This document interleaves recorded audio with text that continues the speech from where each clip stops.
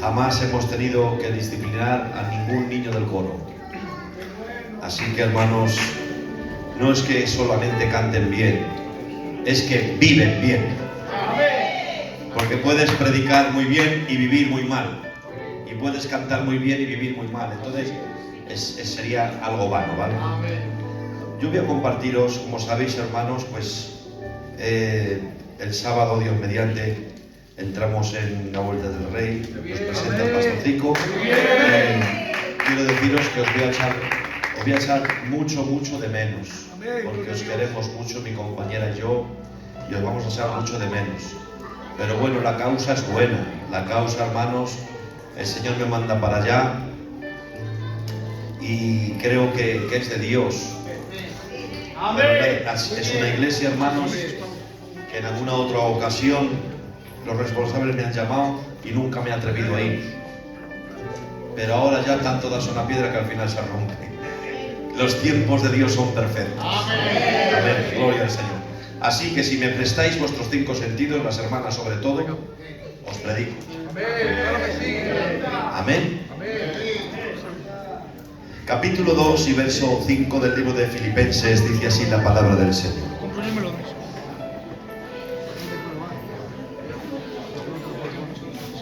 Flima, hermanas.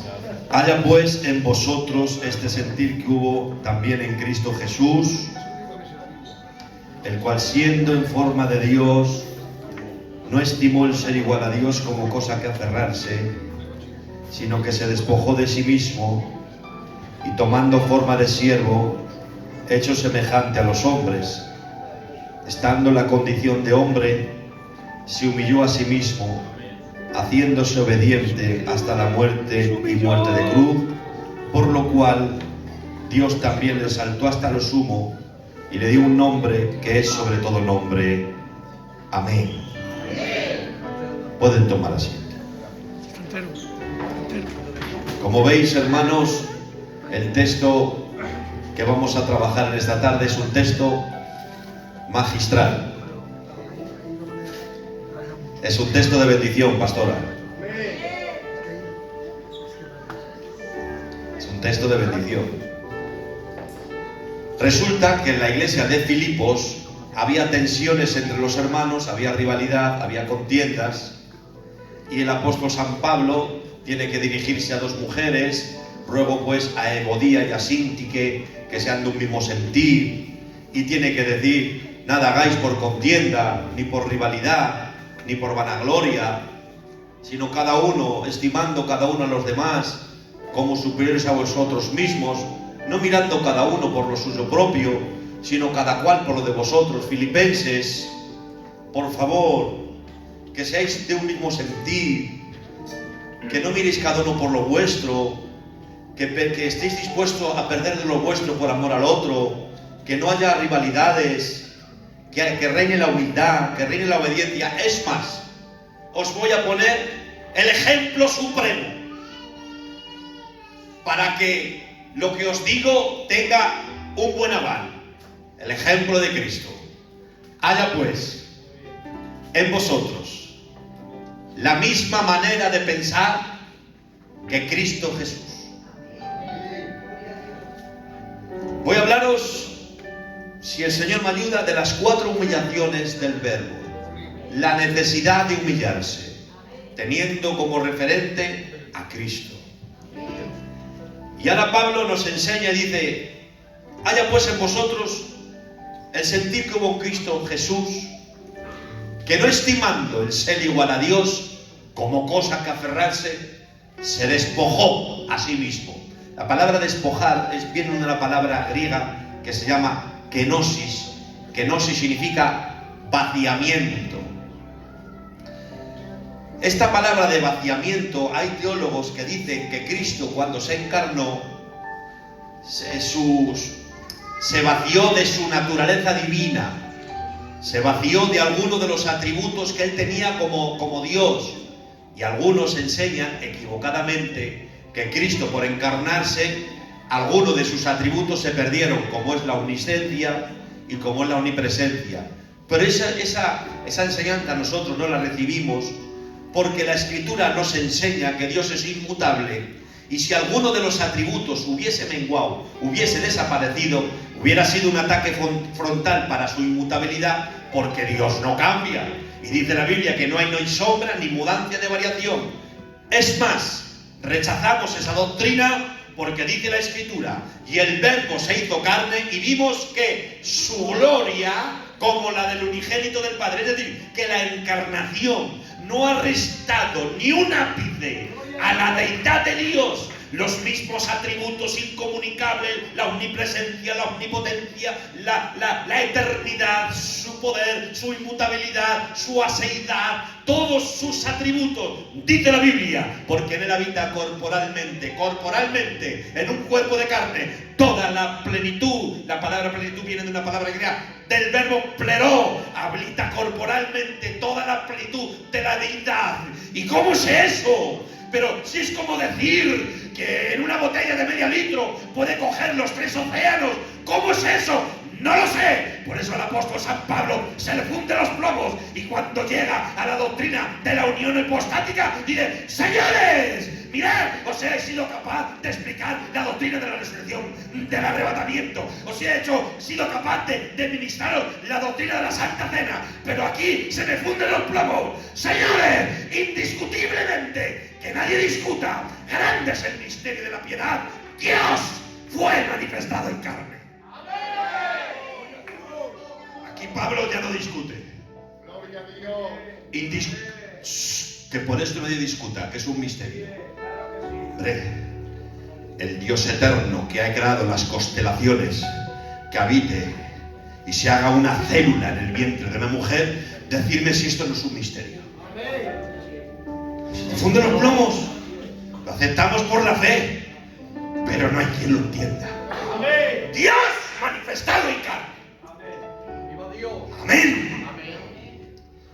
Entonces nosotros no aceptamos ese vaciamiento que se rebajó la deidad.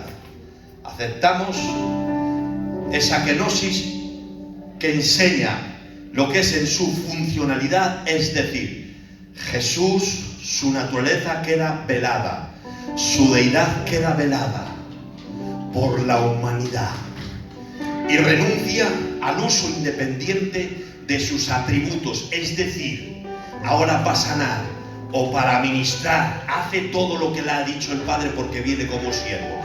Ese vaciamiento sí lo aceptamos, pero y con todo y con eso, hermanos, el texto nos enseña 4 humillaciones del Verbo que te quedas extasiado. La primera te dice: no estimando el ser igual a Dios como a cosa que aferrarse, se despojó de sí mismo. Esta es la primera humillación. ¿De qué se humilla? No porque deje de ser Dios, sino porque renuncia a la gloria que tenía en el cielo. Renuncia a la posición de rey que tenía en el cielo. Él renuncia, gloria al Señor. No se aferra al trono con uñas y dientes. No se aferra a la posición. No se aferra a la gloria que él tenía, sino que voluntariamente es el rey que se viste de campesino y voluntariamente cambia la corona de gloria por una de espinas, y cambia el trono por la cruz, y cambia la gloria por la humillación, y cambia la adoración por insultos, por mofas. Le llamaban comilón, bebedor, Belcebú, le llamaban de 40.000 pestes. Y la gloria que él tenía en el cielo no se aferra a ella. Él no mira por él mismo, porque si hubiera mirado por él mismo no se hubiera encarnado. Y si no se hubiera encarnado no hubiera derramado su sangre. Y si no derrama su sangre, tú y yo nos vamos al infierno. Por eso dice Pablo: haya pues en vosotros este mismo sentir, que no seáis egoístas, que no miréis solamente por lo vuestro, sino tener la mirada de Cristo, que no miro por él, sino miro por los demás. El nombre de Dios sea glorificado, el nombre de Dios sea exaltado. Y para ver la profundidad de lo que Cristo ha renunciado, porque voy a decirte algo, el concepto que tú tengas de Dios va a determinar tu conducta y tu manera de pensar y tu vocabulario. Ahora, si tú tienes un concepto de Dios como que Dios es tu compadre o como que Dios es un buen gitano, pues así va a ser tu vida cristiana. Dios no es payo, ni es gitano, ni es tu compadre. Dios es el soberano. A ver, ¿de qué has renunciado para que en esta tarde te lleves la gloria, la honra y la adoración? ¿De qué has renunciado? Tenemos que ir a la Biblia para intentar ver cómo era tener una visión del Cristo preencarnado. ¿Dónde podemos ver la gloria de Cristo antes de hacerse hombre? ¿Dónde? Yo solamente he encontrado un sitio. Isaías capítulo 6. Dice el apóstol San Juan que Isaías vio la gloria de Cristo en la visión. Es decir, que Juan dice lo que Isaías vio no fue el Dios Padre, fue el Dios Hijo. Vamos a Isaías capítulo 6. En el año en que murió el rey Uzías, vi yo al Señor sentado en un trono alto y sublime, y por encima de él había serafines que decían: Santo, Santo, Santo, Santo, toda la tierra está llena de su gloria. Aleluya. Y dije Isaías, y cuando yo le vi caí como muerto diciendo: ay de mí, que siendo un hombre de labios inmundos he visto al Creador. Y vino un ángel con un carbón encendido y me dijo: quitada es tu culpa, no te preocupes. Y al final dice: y los quiciales de las puertas se estremecieron. Eso de los quiciales lo vamos a dejar al final, veréis, hermanos, cómo conecta, gloria al Señor, al final. Pero sí tengo que hablaros, dice la Escritura, que Él estaba, Cristo, antes de hacerse hombre, estaba en un trono alto y sublime. Y dice la Biblia que sus faldas llenaban el templo. Saben, hermanos, el trono nos habla de reinado, el trono nos habla de señorío, y las faldas que llenaban el templo, en el antiguo Oriente, cuando un rey vencía a otro rey, iban cosiendo el manto del rey vencido al manto del rey ganador. Vencían a otro rey, le cortaban el manto y se lo añadían. Por eso el rey que tenía más grande las orlas del manto significaba que era el rey que más reyes había vencido. Pues esa figura la trae Isaías y dice: y sus faldas, con el dobladillo de las faldas de su manto, llenaba el templo, porque Dios no deja lugares vacíos.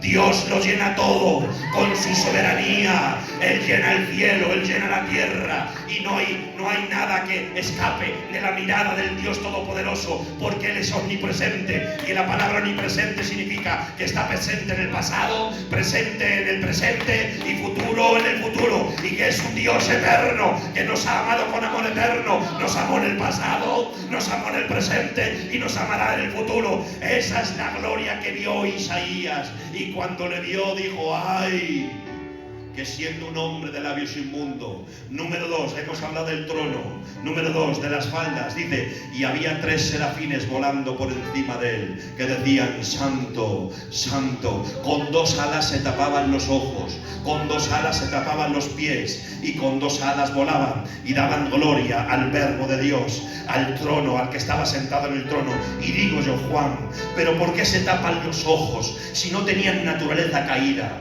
Pero un querubín que fue creado como un ser santo, un ser sin pecado, que los ángeles son puros, que no tienen concupiscencia, pero cuánta gloria no tendrá Dios, cuánta santidad no tendrá Dios, cuánto poder no tendrá Dios, que aun los ángeles, siendo limpios, no se atreven a mirarlo, porque ¿quién puede mirar al Todopoderoso y no caer fulminado? Esa es la gloria que tenía el Verbo antes de encarnarse. ¿Qué te piensas? ¿Que el Verbo estaba aburrido y ha dicho: ¿qué hago, Padre? ¿Lo salvo? Bueno, pues como estoy aquí aburrido, me voy a salvar a esta panda de pecadores. ¡Que va! Él renunció a mucha gloria, a mucho honor, a mucha adoración. Por eso en esta tarde tenemos que valorar que el Verbo se ha hecho carne. ¡Gloria! Esa es la primera humillación. Se despoja de su modo de existencia, de la gloria que él tenía. Padre, glorifícame con aquella gloria que tuve antes que el mundo fuese, como queriendo decir: Padre, yo ya tengo gloria, pero me tienes que glorificar en la esfera de mi humanidad glorificada. Porque os voy a decir algo muy profundo, muy profundo. Lo hablábamos esta mañana, ¿verdad, Juan?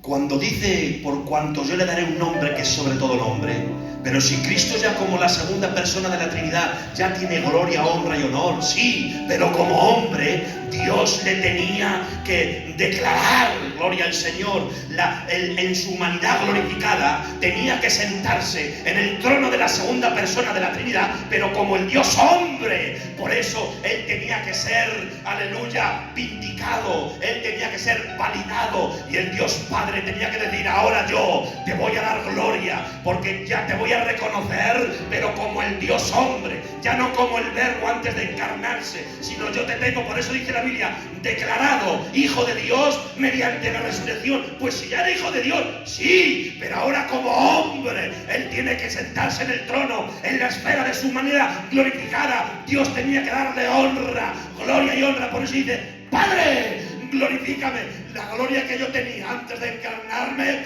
te ruego, Padre, que también la reconozcas en mi naturaleza humana y me resucites. El nombre de Dios sea glorificado.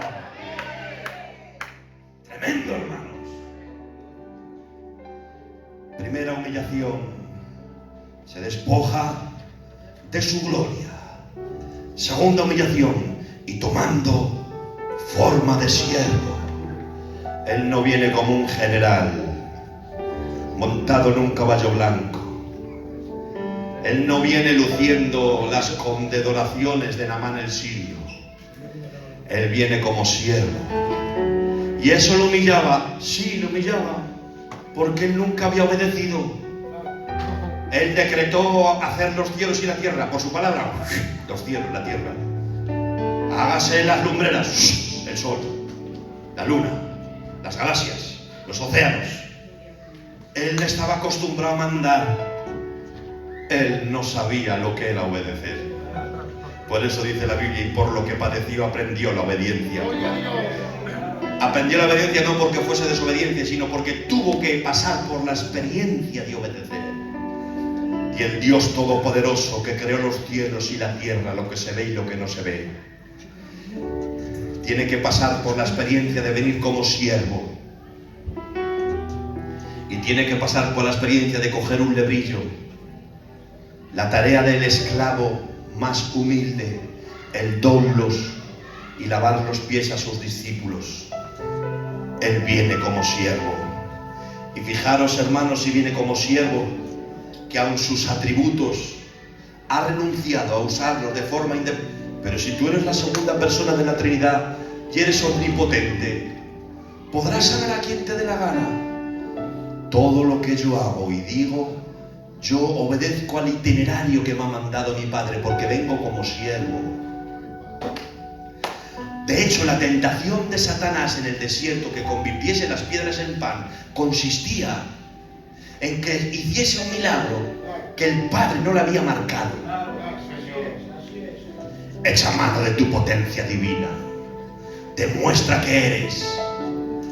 Claro, si Jesús hubiera hecho un milagro que el Padre no lo hubiera marcado, se hubiera salido fuera de lo que el Dios le había, y entonces se estaría independizando del Dios Padre. Haría el milagro por una propia exhibición.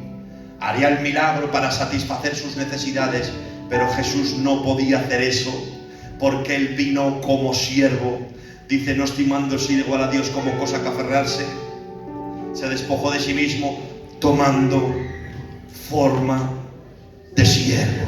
Esa es la segunda humillación, hermanos.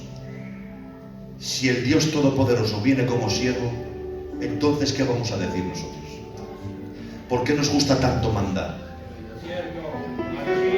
¿Por qué nos cuesta tanto someternos a la autoridad? ¿Por qué siempre tenemos que salir por encima? ¿Por qué si hay una reunión me la tengo que saltar? ¿Por qué si hay un horario no tengo que cumplir con él?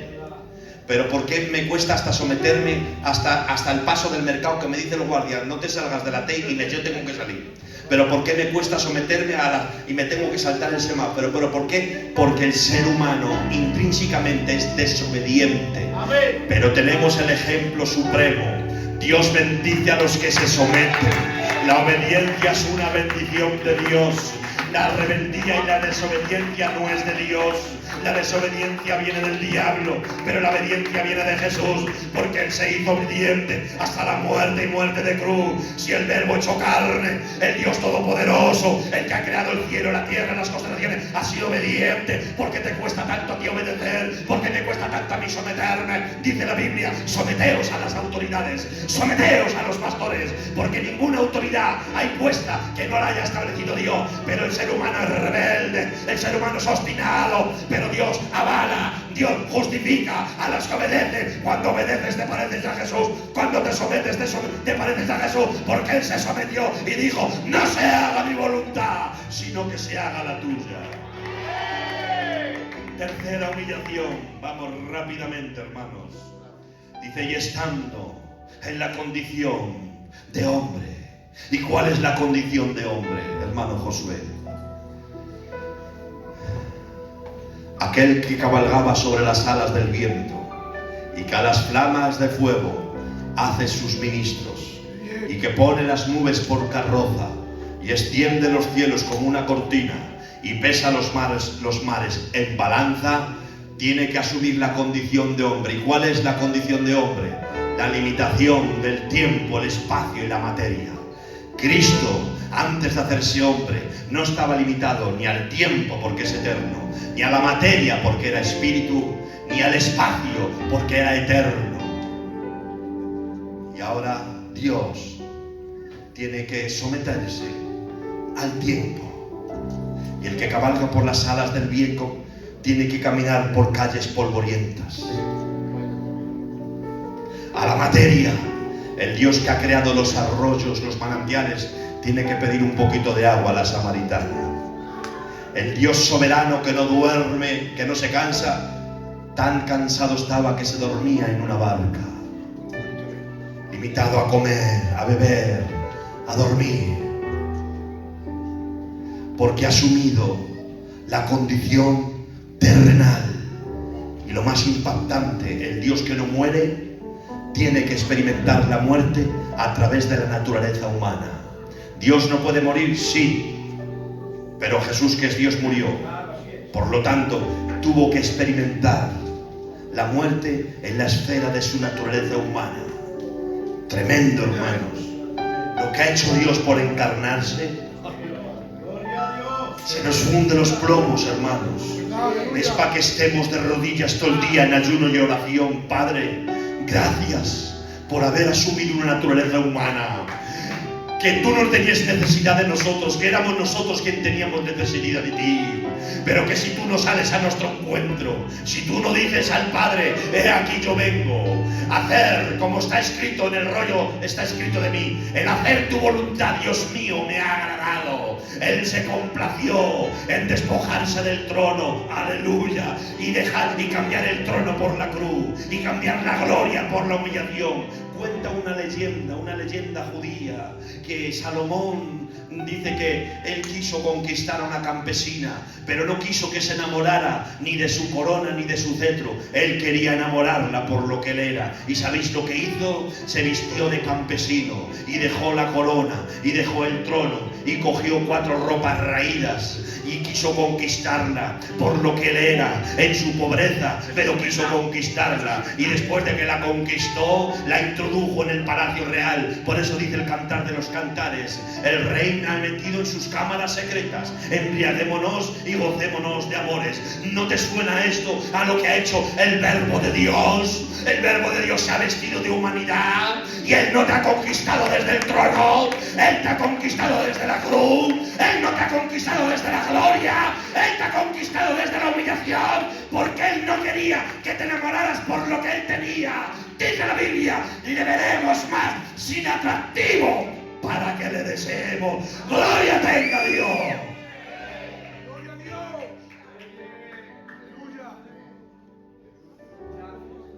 Cuarta humillación, esto ya te rompe los esquemas.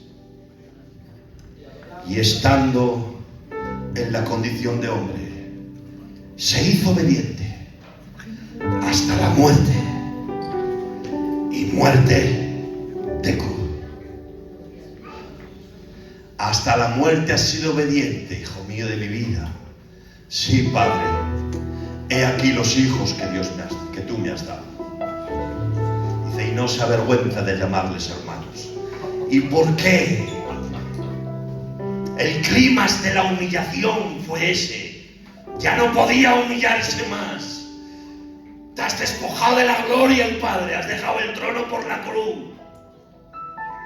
Te has despojado de tu señorío, has venido como siervo. Te has despojado de tu condición celestial y ahora has cogido una condición terrenal. No te conformas con eso, no, Padre. Me humillo hasta lo sumo. Me humillo hasta la muerte. ¿Y por qué era una humillación la muerte? Por dos motivos. Porque la muerte de Jesús no era como la de estos señores importantes que te ponen en el féretro una bandera y tocan trompeta. La muerte de Jesús en la ley era maldita, porque todo aquel que era colgado de un madero era declarado maldito delante de Dios. Delante de Dios se tenía que hacer maldito. Era lo que tanto horror le causaba en la copa. En la copa había 3 sorbos: los sufrimientos físicos, los emocionales en el Getsemaní y los espirituales cuando él tiene que sufrir en la cruz, la ira judicial, la ira del Dios Todopoderoso. Cuando las saetas del Dios Todopoderoso cayeron sobre él, cuando la ira de Dios, cuando él dijera consumado es, el Padre tenía que volver la cara porque tenía que castigar. Ni a su propio hijo podía perdonar, porque si le perdona a él, no te perdona a ti. Y si le salva a él, no te salva a ti. Por eso el Padre tenía las manos atadas. Si te bajo de la cruz, si te libro, si les enciendo, les condeno a ellos. Pero para no condenarlos a ellos, te mato a ti y mueres como un maldito y te tengo que desamparar. Elí, Elí, Dios mío. Términos judiciales. Habla de Dios como juez, no como padre. Dios mío, ¿por qué me has desamparado?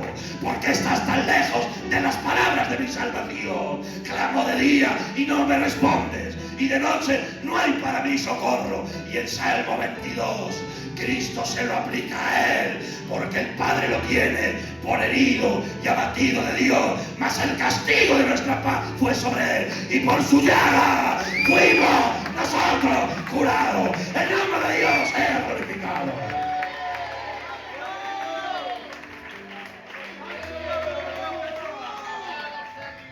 Pero os acordáis que hemos dejado en el aire y los quiciales de las puertas se estremecieron. No lo sabía yo lo que eran los quiciales. Y que resulta que es, pastor, los cimientos de las puertas del templo. Había tanta santidad y tanta justicia sin satisfacer que hubo un terremoto en Isaías capítulo 6 y los cimientos de las puertas del templo, porque la ira, la justicia de Dios tenía que ser satisfecha. Quiero abrir las puertas del templo para que entre todo el mundo, pero tiene que ser satisfecha mi justicia y tiene que ser satisfecha mi ira santa y mi santidad. El templo las puertas del templo que se tambalean, los quiciales que se estremecen. Pero hermanos míos, lo que me ha dejado ver Dios me rompió el alma. Ese terremoto es un eco del terremoto que vendría 1500 años después. Que por ese terremoto, cuando dijo Cristo, consumado es, tetelestai, dice la Biblia, y la tierra tembló, las rocas se partieron y los sepulcros de muchos se abrieron. Ahí la justicia del Dios Todopoderoso quedó satisfecha. Al que no conoció pecado, por nosotros se hizo pecado, para que fuésemos justicia de Dios en él.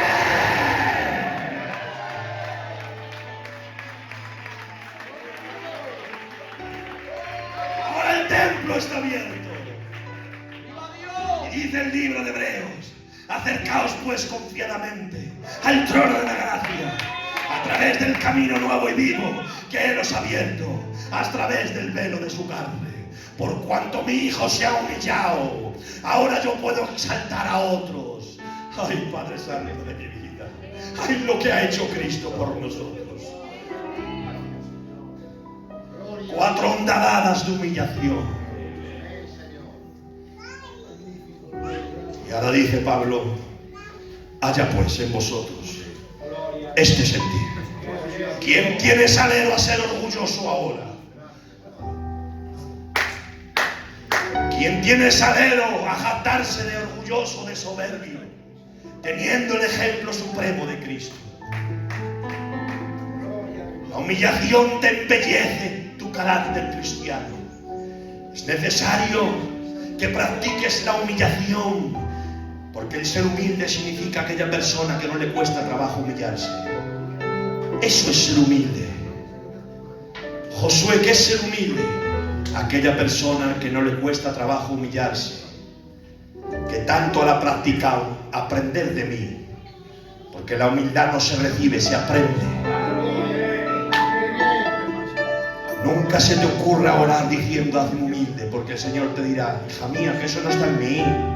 Entrego a tu orgullo, que eso no está en mí, que está en ti.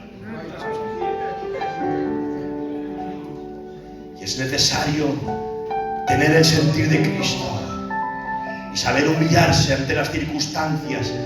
Cuando la disciplina del Todopoderoso te azote, dice, humillaos bajo la poderosa mano de Dios para que Él os exalte. Humíllate como se humilló Job cuando la vida te golpee. Humíllate cuando tengas, porque hay quien quiere reconciliarse pero no quiere humillarse.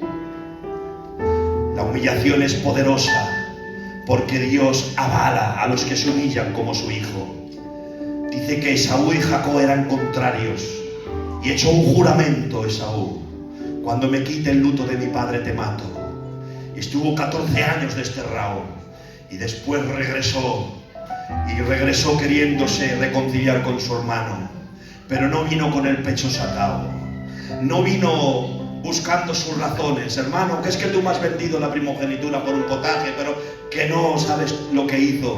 Estuvo orando toda la noche, y después de que estuvo orando toda la noche, dice, se inclinó 7 veces. Cuando se iba a encontrar con su hermano, él estaba aquí y su hermano estaba allí. Y antes de encontrarse con su hermano le envió ovejas, vacas, le envió ganado. ¿De quién es esto? De tu hermano Jacob.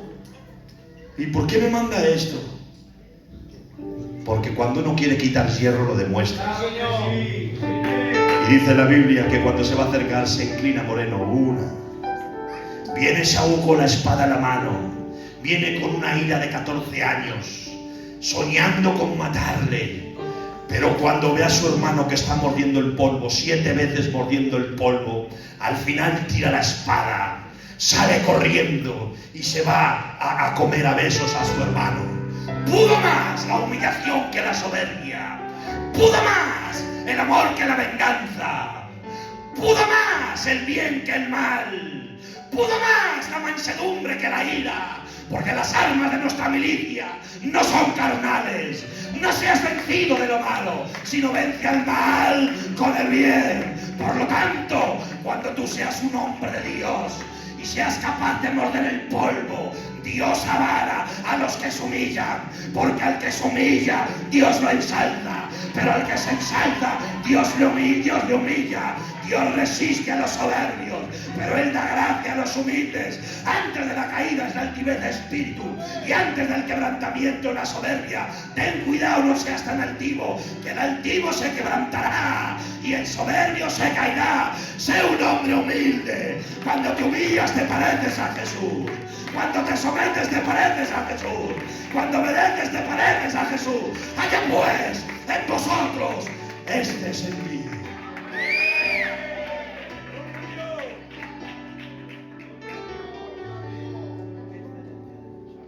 Las 4 humillaciones del verbo. Cuando tú no te humillas. Este dijo, yo bajo. Pero hubo otro que dijo, subiré. Este dijo, me hago semejante a los hombres. Y otro dijo, y seré semejante al Altísimo. ¿A quién te pareces? Cuando guardas rencor, cuando eres orgulloso y soberbio, te pareces al que dijo, subiré, me sentaré. Pero cuando pierdes de tu derecho, cuando bajas la mano y cuando sabes humillarte, te pareces a aquel que dijo, pasa de mí esta copa, mas no se haga mi voluntad. Yo no quiero parecerme al que se rebeló. Yo quiero parecerme al que se humilló. Yo no quiero parecerme al que desobedeció. Yo quiero parecerme al que obedeció. Yo no quiero parecerme al diablo. El que practica el pecado es del diablo, pero el que practica la justicia es de Dios. Por lo tanto, Iglesia de Belén, apúntate, guarda este mensaje en tu corazón. Dios avala a los que se humillan. Dios avala, aleluya, a los que se parecen a su Hijo. Ese fuerte aplauso para Dios. Que Dios os bendiga, hermanos.